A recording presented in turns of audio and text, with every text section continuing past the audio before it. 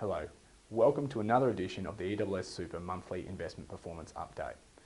After a rebound in share market performance during July on the back of a stabilisation of Greece's sovereign debt crisis, August delivered significant losses across global share markets. International investment markets focused its attention on the bursting of the China share market bubble. The China share market has risen, as you can see in the chart, over 100% over the 12-month period to June 2015.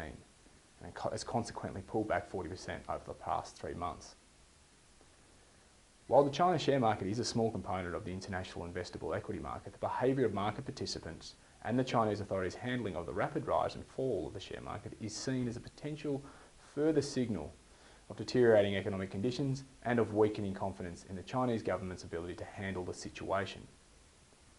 The US share market, which makes up approximately 50% of the international equities asset class exposure, declined 6%. European share markets were down around 8% and Japan also fell 8%. Domestically, the Australian share market declined 8% in value with broad-based falls across the board. Australia will continue to be closely linked with views on the outlook on China, reflecting the status of China as Australia's largest two-way trading partner.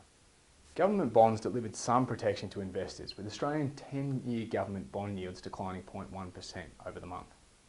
The Australian dollar depreciated further over the month, falling from 73 US cents down to 70 US cents, and depreciating approximately 5% against the yen and the euro. Commodity prices continue to exhibit significant volatility, with fears of a China slowdown weighing heavily on investors.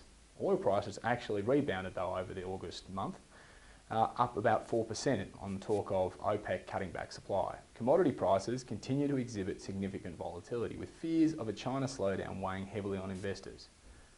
However, oil prices were actually up 4% over the month on talk of OPEC cutting back supply. Gold was also up 3%. With Australian and international shares representing the largest underlying exposure to the more growth-orientated options, most options delivered negative returns during the month of August. However, returns across all options were cushioned due to a high degree of diversification to other asset classes, which either delivered positive returns, such as cash, or small negative returns, such as multi-asset strategies and property. While negative returns are never welcome, each of the options, in particular the more growth-orientated, are constructed in a manner which anticipates periods of negative performance, with an expectation that over the long term, returns will be delivered well in excess of inflation. Our philosophy is to invest with a long-term horizon in mind, and accordingly, while mindful, we do look through periods of shorter-term market volatility. The long-term performance of the ESSSuper Defined Contribution Fund, comprising accumulation plan, beneficiary account and income stream members, continue to perform in line with expectations. As we have stated in previous updates, we caution members against switching in and out of investment options, as market timing can have a significant adverse impact on investment outcomes. We continue to manage the fund's portfolio of investments to deliver optimal retirement outcomes for our members, and look forward to presenting to you all again next month. Thank you.